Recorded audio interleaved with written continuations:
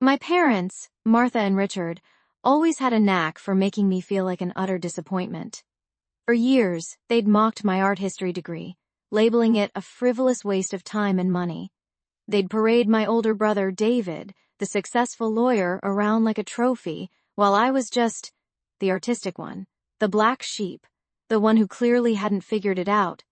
Their constant sneering became the background music to my life, a bitter hum I couldn't escape. But what if I told you that their condescension, their relentless belittling, was about to unravel in the most spectacular, soul-satisfying way imaginable?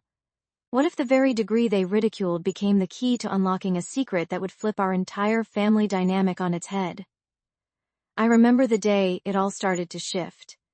It was a humid Tuesday in July, the kind of sticky summer day where even the air feels heavy with unspoken tension.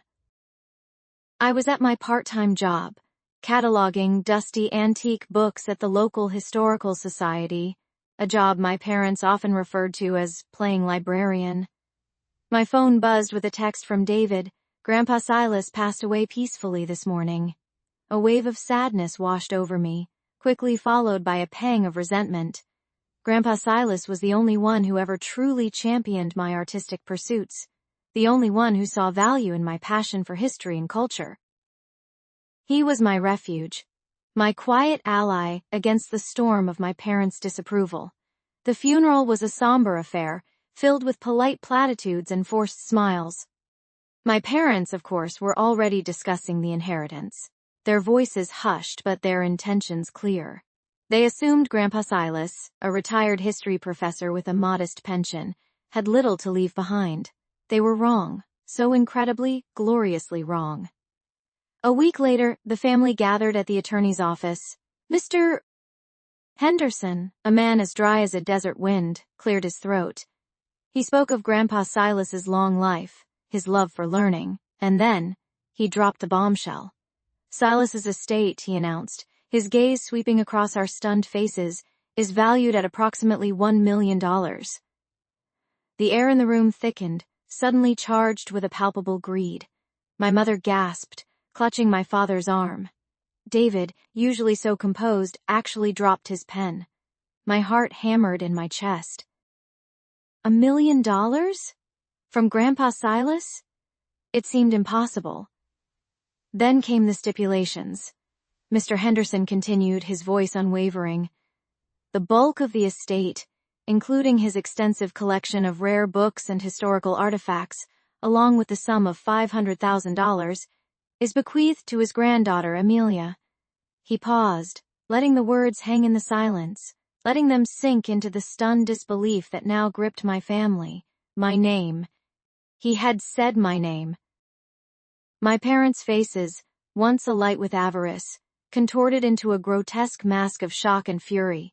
Their daughter, the disappointment, the artistic one, had just inherited $500,000 and a treasure trove of historical wonders. The attorney then explained the conditions. To receive the inheritance, I had to meticulously catalog, authenticate, and curate Grandpa Silas's entire collection, preparing it for eventual donation to a museum of my choosing. It was a monumental task, one that would require every ounce of my art history expertise. My parents' eyes narrowed, their earlier shock giving way to a seething resentment. This wasn't just about money anymore. This was about something far deeper, far more personal. This was Grandpa Silas's final, brilliant act of defiance, a testament to his belief in me, and a profound silent rebuke to their years of mockery. Suddenly, their sneers felt hollow, their condescension pathetic. They looked at me differently now, not with pride, but with a raw, ugly envy that curdled their features. And I, for the first time in my life, felt a surge of power, a quiet, simmering satisfaction. They had dismissed my dreams, ridiculed my path, but Grandpa Silas, in his infinite wisdom, had seen my true worth. This inheritance wasn't just money. It was vindication.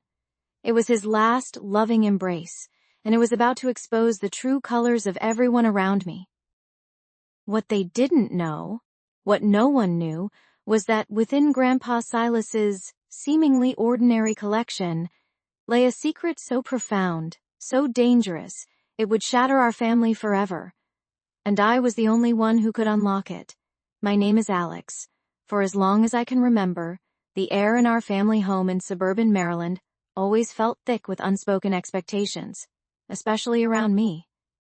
My parents, successful corporate lawyers, had meticulously crafted a life of polished perfection, a life they fully expected me to replicate.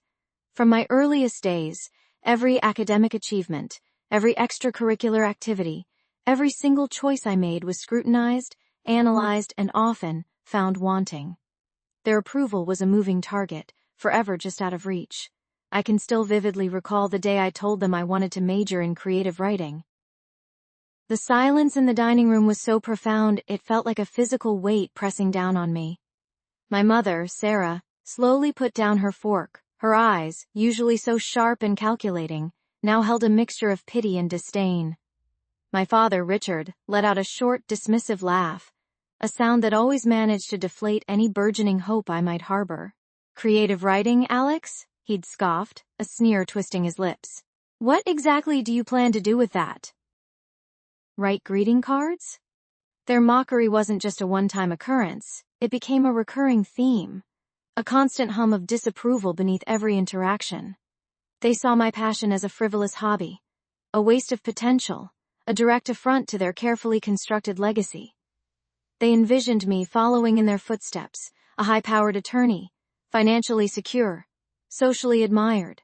My dreams of crafting stories, of building worlds with words, were met with relentless derision.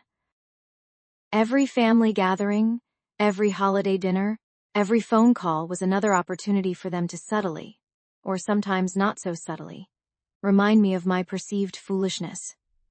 "Still playing pretend, Alex?" my aunt would quip, always with a saccharine smile that never quite reached her eyes. My parents would simply nod, a silent endorsement of the insult. I'd graduated college, a proud English major with a concentration in creative writing, and moved into a small, cramped apartment in Baltimore. The city's vibrant, gritty energy felt like a welcome escape from the sterile perfection of my childhood home. I started working as a copywriter for a small marketing firm, a job I actually enjoyed, even if it wasn't the grand literary career my soul yearned for. It paid the bills, and more importantly, it was mine. Yet, the echoes of my parents' disappointment still reverberated in my mind. Every time I mentioned a small success, a published article in a local zine, or a short story accepted by an online literary journal, their response was invariably a dismissive, "That's nice, dear, but when are you going to get a real job, Alex?" The resentment festered, a slow-burning fire in my gut. I wasn't just angry, I was hurt. It wasn't about the money or the prestige they craved. It was about their inability to see me, to accept me for who I was, to celebrate my small victories. Their love felt conditional, tied to an image of success they had meticulously crafted for me, an image I refused to conform to. This conflict, this chasm between their expectations and my reality, became the central gnawing pain of my existence. It was a wound that refused to heal, constantly picked at by their casual dismissals and veiled criticisms. Then, the news came, shattering the fragile peace I had managed to build. My grandfather, their father, had passed away. Grandpa George was the only one who ever truly understood me, who encouraged my writing, who saw value in my creative spirit. He'd lived a quiet life, a retired history professor, always with a stack of books by his side and a twinkle in his eye. His passing was a profound loss, but what followed was an even greater shock. My parents, usually so composed, so in control, were a flurry of agitated phone calls and hushed conversations. I heard snippets, estate, will, millions. Millions? Grandpa George? The man who drove a 20-year-old sedan and wore the same tweed jacket for decades? The revelation hung in the air, thick with unspoken greed. I watched them, their faces a mask of barely contained excitement. their grief for their own father seemingly overshadowed by the sudden prospect of unimaginable wealth. The irony was not lost on me. They, who preached financial stability and scorned my artistic pursuits, were now salivating over an inheritance from a man they often dismissed as eccentric and impractical. The family gathering for the reading of the will was a tense affair, held in the hushed, opulent office of a downtown Baltimore law firm. My parents, dressed in their finest, sat stiffly, radiating an almost palpable anticipation. Other relatives, distant cousins and aunts I barely knew, were also present, their faces a mixture of solemnity and barely concealed curiosity. I sat quietly in the back, feeling like an outsider, as always. The lawyer, a man with a severe expression and thin-rimmed glasses, cleared his throat and began to read. The words flowed, a dry legal cadence, until he reached the crucial part, the distribution of assets. My parents leaned forward, their eyes gleaming. And then the bomb dropped. The lawyer's voice, calm and measured, delivered the shocking truth that would irrevocably alter the course of my life, and theirs. The lawyer's words echoed in the suddenly suffocating silence, each syllable a hammer blow against the polished facade of my parents' carefully constructed world. He had just revealed that Grandpa George, the eccentric, quiet man, who always had a kind word and a sly wink for me, had left his entire estate, a staggering multi-million-dollar fortune, to me. Not to my parents, his only living children, but to Alex. Me, the creative writing major, the one who was playing pretend, the one who would supposedly write greeting cards. My mother's face, usually so composed, contorted into a mask of disbelief, then fury. Her eyes, usually so calculating, now blazed with a raw, almost primitive anger. My father, Richard, who prided himself on his unflappable demeanor, actually spluttered. His jaw hung slack, his face a mottled crimson. The air crackled with their unspoken outrage, a stark contrast to the lawyer's calm recitation of clauses and subclauses. I watched them, a strange, detached satisfaction blooming in my chest. For years I had craved their approval, their acknowledgement. Now, I had something far more potent, their absolute, unadulterated shock. The lawyer, oblivious or perhaps accustomed to such dramatic reactions, continued to explain the intricacies of the will. Grandpa George, it turned out, had been far more observant than anyone gave him credit for. He had included specific stipulations, clauses designed with surgical precision to exclude my parents from any claim to the inheritance. He'd even set up a trust, managed by an independent financial firm, ensuring that my parents could not contest the will, nor could they manipulate me into sharing the fortune. It was an ironclad document, a testament to Grandpa George's quiet strength and his uncanny understanding of family dynamics. He knew them, truly knew them, in a way I hadn't realized until that very moment. He had seen their dismissiveness, their scorn, their relentless chipping away at my dreams, and he had acted. For me, Alex. My mother finally found her voice, a high-pitched, indignant sound. "This is preposterous," she shrieked, slamming her hand on the mahogany table. "George would never." "This must be a mistake. A forgery." My father, recovering from his initial stupor, chimed in, his voice thick with outrage. "He's clearly been manipulated. Alex, what have you done? What lies have you been telling him?"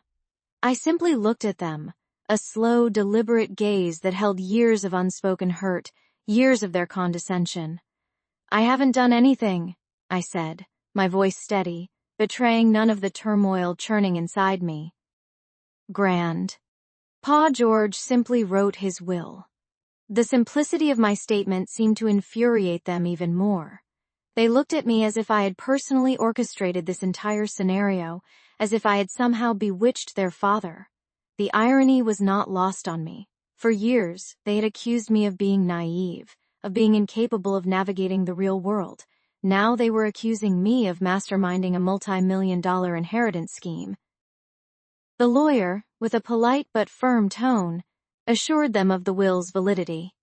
He had witnessed Grandpa George signing it himself, months before his passing. He had ensured all legal protocols were followed. There was no room for doubt, no loophole for them to exploit. The reality of the situation began to sink in for my parents, a cold, hard truth that stripped away their composure.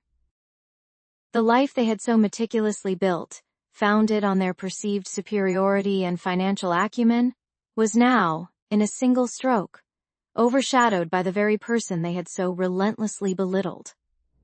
I watched as their faces shifted from anger to something akin to desperation.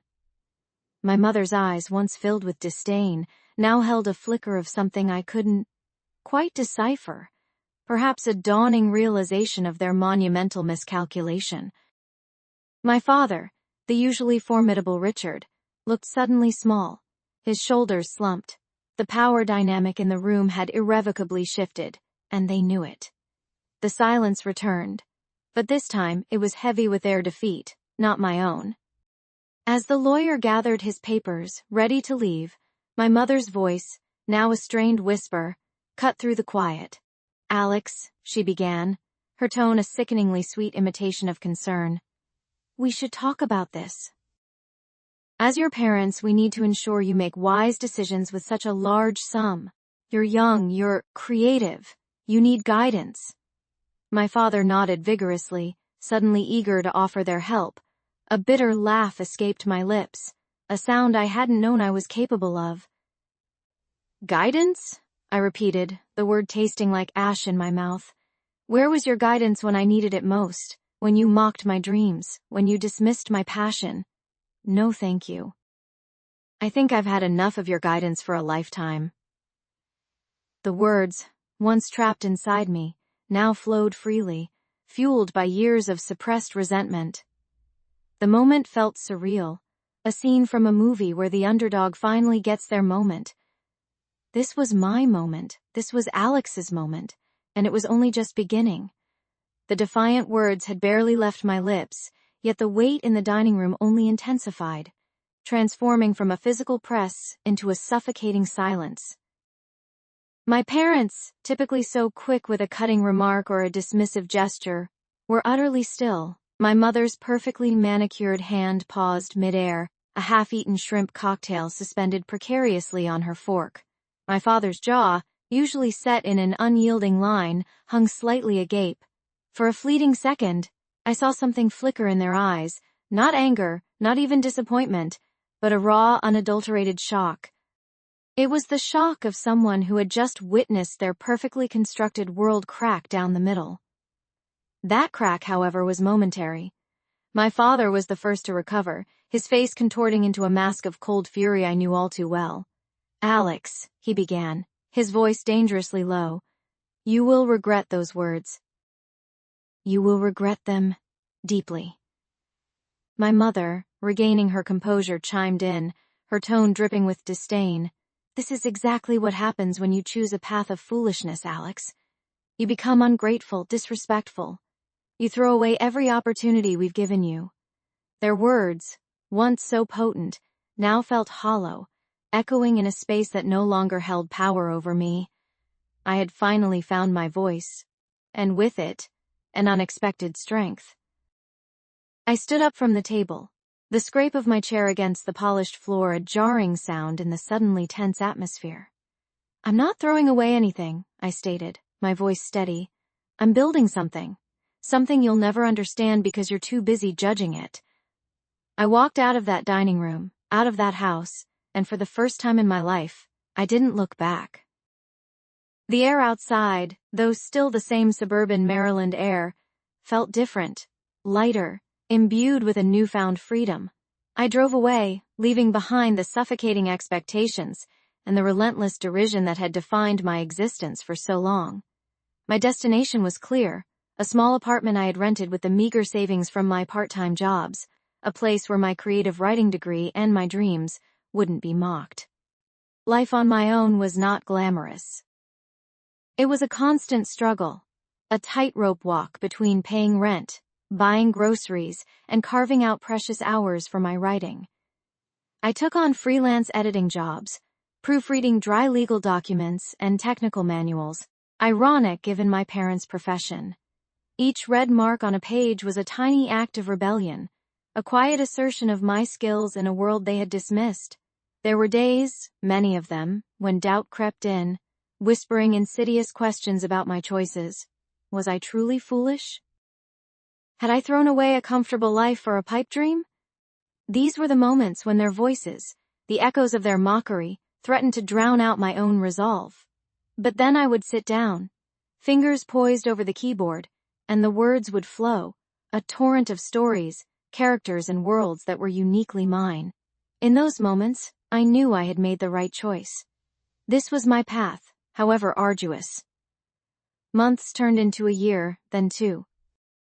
My parents, true to their word, had cut me off completely. No calls, no emails, no financial support. It was a brutal form of emotional exile, a silent punishment for my perceived defiance. Yet paradoxically, their absence made me stronger. I learned to rely solely on myself, to find resilience in unexpected places. My writing improved, my voice grew clearer, more confident. I started submitting short stories to literary magazines, receiving a steady stream of rejection letters, each one a small sting, but also a testament to my persistence. Then, one crisp autumn morning, an unexpected letter arrived. It wasn't from a literary agent or a publishing house. The return address was unfamiliar, a law firm I didn't recognize, located in a different state. My hands trembled slightly as I tore open the envelope. Inside, a formal document, emblazoned with a legal seal, informed me of the passing of my maternal grandfather, Robert Sterling. I hadn't seen Grandpa Robert in years. He had always been the quiet rebel in the family, a free spirit who had chosen a life of travel and adventure over the corporate ladder.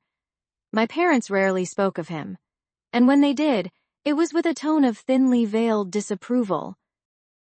The letter went on to state that I, Alex Sterling, was named as a primary beneficiary in his last will and testament, and that I was required to attend a reading of the will in person. A beneficiary? My grandfather? A man I barely knew? A man my parents had practically erased from our family history? The news hit me like a physical blow, a sudden, disorienting shift in the carefully balanced world I had built for myself. My mind raced, trying to reconcile this revelation with the years of silence, the carefully constructed narrative my parents had presented about their estranged, eccentric father. What could he possibly have left me? And why me? A knot of apprehension tightened in my stomach. This was a complication I hadn't anticipated, a new, unforeseen chapter in a story I thought I was writing all on my own. I knew with a chilling certainty that this would not just be about an inheritance, it would be about unraveling secrets, confronting truths, and perhaps finally understanding the true depth of my family's hidden resentments. The quiet, solitary life I had carved out was about to be irrevocably disrupted. The lawyer's office felt like a mausoleum, hushed and heavy with unspoken secrets. Mr. Harrison, a man whose wrinkles seemed etched by decades of navigating familial discord, cleared his throat. He held a thick, yellowed envelope, its contents poised to detonate the fragile peace I had painstakingly built. "Alex," he began, his voice surprisingly gentle, "your grandfather, Robert Sterling, made some rather unusual provisions in his will." Unusual was an understatement. It was a bombshell. My parents sat opposite me, their faces a carefully constructed mask of polite concern that barely concealed their thinly veiled anticipation. They had arrived in their usual coordinated power suits, looking every inch the successful legal duo, completely oblivious to the seismic shift about to occur beneath their polished veneers. My mother, Sarah, tapped a manicured nail against her knee, a nervous habit she'd had since I was a child, a tell that even she couldn't suppress. My father, Richard, however, remained stoic, his gaze fixed on Mr. Harrison, a predator scenting opportunity. They assumed, of course, that whatever fortune Grandpa Robert had amassed would simply be divided equally, a neat sum to bolster their already considerable wealth. They were about to be spectacularly wrong. Mr. Harrison opened the envelope, the crinkle of aged paper sounding unnaturally loud in the silence. He adjusted his glasses, his eyes scanning the document before finally looking up, directly at me. "To my beloved granddaughter, Alex," he read, his voice gaining a distinct timbre, "who dared to chase her own stars, even when others sought to dim their light. I bequeath the entirety of my estate, including all properties, financial assets, and the Sterling Family Trust." The air in the room solidified. My mother's polite smile vanished, replaced by a look of pure, unadulterated shock. Her jaw went slack, and the tapping of her nails ceased abruptly. My father, the unflappable Richard, actually flinched. A low, guttural sound escaped his throat, a mix of disbelief and outrage. Their eyes, once so dismissive, now burned with a terrifying intensity, fixed not on Mr. Harrison, but on me. The weight of their gaze was almost physical, a sudden suffocating pressure that threatened to steal my breath. I felt a strange cocktail of emotions: vindication, a chilling sense of power, and a profound sadness. This wasn't just about money. It was about Grandpa Robert's unwavering belief in me, a belief my parents had so consistently denied. He saw me, truly saw me, beyond their corporate expectations. His will wasn't just a distribution of assets. It was a final, resounding affirmation of my worth. A defiant declaration against their years of scorn. "The entirety?" my mother finally managed to croak, her voice thin and reedy, completely devoid of its usual authoritative tone. "That's impossible. Robert would never, he wouldn't disinherit his own children." Mr. Harrison merely raised an eyebrow, a silent testament to his long career of witnessing such dramatic displays. "The will is quite explicit, Mrs. Sterling. And it was updated just 6 months before your father's passing, witnessed and notarized. There is no ambiguity." My father slammed his hand on the table, the unexpected sound echoing through the room. "This is preposterous! Alex, what have you done? Have you manipulated him? He was an old man, vulnerable." His voice, usually so controlled, was laced with venom, his face contorted in a mask of furious accusation. "Manipulated him?" I repeated, my own voice surprisingly steady, a calm in the storm of their fury. "You think I needed to manipulate him to see the truth?" "He saw what you refused to see, Dad. He saw my passion, my dreams, my struggles. He saw me for who I am, not who you wanted me to be." The words, once so difficult to utter, now flowed with an effortless ease, fueled by years of suppressed hurt. "This is a joke," my mother hissed, her eyes narrowing, her face a pale mask of rage. "A cruel, sick joke. You think you can just waltz in and claim everything? After all we've done for you? The sacrifices we made?"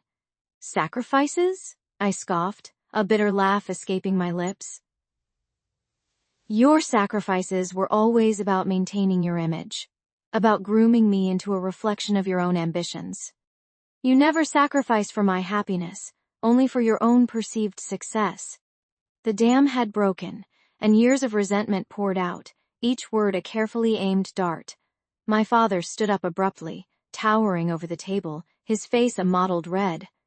"You ungrateful brat! We gave you everything!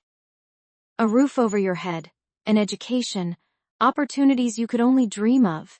You gave me a cage, Dad," I countered, meeting his furious gaze without flinching. "A gilded cage, perhaps, but a cage nonetheless. Grandpa Robert gave me freedom. He believed in my stories, in my words, when you only ever mocked them." The confrontation escalated rapidly. Their initial shock morphed into incandescent rage, their carefully constructed personas crumbling under the weight of their perceived injustice.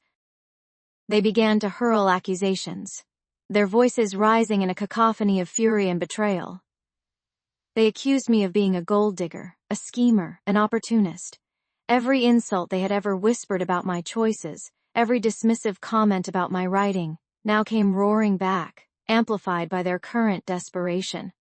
Mr. Harrison intervened, his voice firm, cutting through the escalating chaos. "Mr. and Mrs. Sterling, please. This is neither the time nor the place for such..." discussions. The will is legally sound. Your father was of sound mind. Any attempts to contest it would be futile and, frankly, quite expensive. His words, however, did little to quell their fury. My mother's eyes, usually so calculating, were now filled with a raw, primal anger I had rarely witnessed. "This isn't over, Alex," she snarled, her voice trembling with barely contained fury. "You won't get away with this. We will fight this. We will expose you for the manipulative, selfish person you truly are." My father, regaining some semblance of his corporate lawyer demeanor, added, "You have no idea what you're up against, Alex. We built this family. We built this legacy. You think a few flowery words in a will can erase decades of dedication?" I simply looked at them, my heart a strange mix of sorrow and triumph. They saw a battle, a legal war to be waged. I saw the culmination of a lifetime of being underestimated, dismissed, and mocked. This wasn't about money for me, not entirely. It was about validation, about finally standing in my own light, a light that Grandpa Robert had so generously shone upon me. The quiet, solitary life I had carved out was indeed irrevocably disrupted, but perhaps, for the first time, I was finally in control of the narrative. The true fight, I knew, had only just begun. The day of the will reading arrived, a cold, gray Tuesday that perfectly mirrored the chill in the air between my family and me. I walked into the opulent office of Sterling and Finch, the city's most prestigious law firm, feeling a strange mix of dread and anticipation. My parents were already there, perched stiffly on an antique sofa, their faces a mask of forced composure. My mother's perfectly coiffed hair seemed to bristle with an unspoken accusation, while my father's eyes, usually so sharp, darted nervously around the room, avoiding mine. The air crackled with unspoken tension, a silent battle playing out before a single word was uttered. Mr. Sterling, a man whose gravitas seemed to be measured in the expensive cut of his suit, cleared his throat, his gaze sweeping over each of us. "We are here today to execute the last will and testament of Robert Sterling Thompson," he began, his voice a low rumble. He spoke of Grandpa Robert's long and prosperous life, his charitable contributions, his astute business dealings. My parents nodded along, their expressions shifting between feigned sorrow and barely contained impatience. They were waiting for the main event, the pronouncement of their inheritance, the validation of their perceived rightful place. Then Mr. Sterling's gaze settled on me. "To my beloved grandson Alex," he read, and the world seemed to tilt on its axis. My parents stiffened, their previous composure shattering like glass. My mother let out a tiny, involuntary gasp, her hand flying to her mouth. My father's jaw clenched, a muscle ticking violently in his cheek. The will detailed not just a substantial sum of money, a figure that made my head spin, but also the full ownership of Grandpa Robert's sprawling estate in Vermont, a place I'd only visited a handful of times, but remembered with fondness. It was a haven of quiet woods and a small rustic cabin where Grandpa Robert would often retreat to read and write. He even left me his extensive library, filled with first editions and rare manuscripts, a treasure trove for any aspiring writer. The true bombshell, however, came next. "Furthermore," Mr. Sterling continued, his voice unwavering, "it is my express wish that the remaining assets of my estate, including all investments and properties, be liquidated and the proceeds placed into a charitable foundation. This foundation, to be named the Robert Sterling Thompson Literary Arts Fund, will be managed by Alex, and its sole purpose will be to provide scholarships and grants to emerging writers who demonstrate exceptional talent and a dedication to their craft, regardless of their financial background or the perceived marketability of their chosen field." A stunned silence descended upon the room, far more profound than the one in our dining room all those years ago. This wasn't just a slight, it was a complete and utter redirection of their expected legacy. My parents' faces, once so carefully composed, contorted into a grotesque display of disbelief and fury. My mother's eyes, usually so calculating, were wide with a raw, unadulterated rage. My father, who always prided himself on his control, looked as though he might spontaneously combust. The sheer scale of what Grandpa Robert had done, the deliberate, precise way he had dismantled their expectations, was breathtaking. He had not just cut them out, he had used his fortune to champion the very thing they had always mocked in me. "This is preposterous," my father finally exploded, his voice echoing off the polished walls. "He can't do this. We're his children, his rightful heirs." Mr. Sterling, unflappable, simply raised a hand. "Mr. Thompson was of sound mind when he executed this will, Richard. Every provision has been meticulously reviewed and is legally binding." My mother, her voice trembling with indignation, turned her fury on me. "You manipulated him, Alex? You poisoned his mind against us?" I met her gaze, a calm I hadn't known I possessed settling over me. "I didn't manipulate anyone, Mother. Grandpa Robert always saw me, truly saw me, in a way you never did. He understood my passion. He believed in me." The words, spoken with a quiet conviction, felt like a lifetime of unspoken truths finally finding their voice. The confrontation escalated, their accusations growing more desperate, more venomous.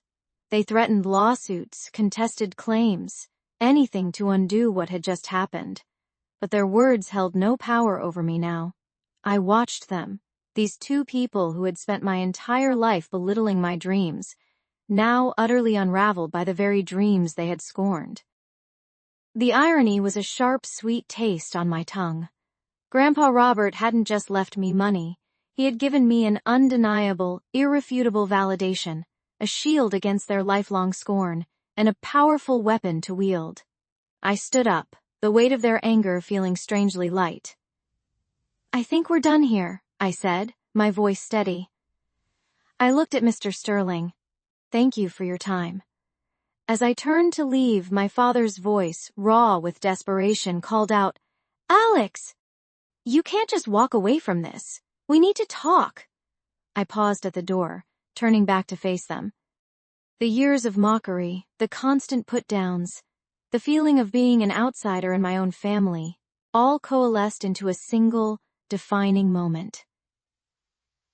"There's nothing left to talk about," I told them, my voice devoid of emotion.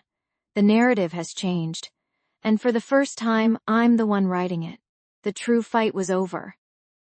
The battle had been won, not with anger, but with the quiet, profound power of a grandfather's love and a writer's validated dream." The quiet power of that moment, the shift in the narrative, resonated deeply within me. It wasn't a victory dance, but a profound sense of peace, a quiet revolution. My parents, for all their bluster and carefully constructed facades, were utterly speechless. The silence that had once been a weapon in their hands, used to dismiss my dreams, now enveloped them, a suffocating blanket woven from their own disbelief and the bitter taste of their misjudgment. I watched them, truly watched them, not with anger, but with a detached curiosity, observing the cracks forming in their perfect world. Their faces, usually so composed, now betrayed a raw, unvarnished confusion. The years of subtle digs, the dismissive laughter, the constant undermining of my passion, all of it had been built on the assumption of my eventual failure, my inevitable return to their prescribed path. Now, that foundation had crumbled, replaced by the undeniable weight of my grandfather's belief in me, a belief cemented in a will that spoke louder than any words they could ever utter. I remember my mother. Sarah, finally finding her voice, a strained whisper that barely carried across the polished dining table. "Alex, this is a mistake. Your grandfather he couldn't have meant this." Her eyes, usually so sharp, darted frantically between me and the legal document, searching for an escape clause, a hidden meaning, anything to undo this unforeseen reality. My father, Richard, ever the pragmatist, was already calculating, his gaze fixed on the figures, the vast sum of money that had just slipped through their fingers, earmarked for a frivolous hobby. The irony wasn't lost on me. the very thing they had ridiculed.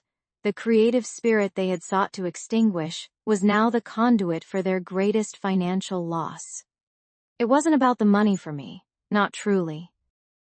It was about the validation, the recognition from the one person who had truly seen me, truly believed in the stories I yearned to tell. The following weeks were a blur of legal technicalities, of lawyers speaking in hushed tones, of documents being signed. My parents, of course, contested the will. They argued undue influence, a sudden change of heart, anything to discredit my grandfather's final wishes. But the will was ironclad, meticulously prepared years ago, a testament to his foresight and unwavering support. He had anticipated their reactions, their attempts to control, to invalidate. He had known, with a deep, quiet certainty, that I would need this protection, this affirmation. Each failed attempt to overturn the will chipped away at their composure, revealing the raw desperation beneath their polished exteriors. I watched, a silent observer, as their carefully constructed world began to unravel. The whispered conversations, the strained phone calls, the visible stress etched onto their faces. It was a stark contrast to the effortless superiority they had always exuded. One afternoon I received a call from my mother. Her voice, usually so controlled, was tinged with something I hadn't heard in years: vulnerability. She didn't apologize, not directly, but her words were laced with a grudging respect, a dawning realization. "Alex," she began, "your grandfather, he always had a way of seeing things, didn't he?" It wasn't an admission of guilt, but a flicker of understanding, a recognition of a wisdom she had perhaps too readily dismissed. My father, surprisingly, also reached out. His call was more businesslike, acknowledging the finality of the situation, but there was a subtle shift in his tone, a new deference.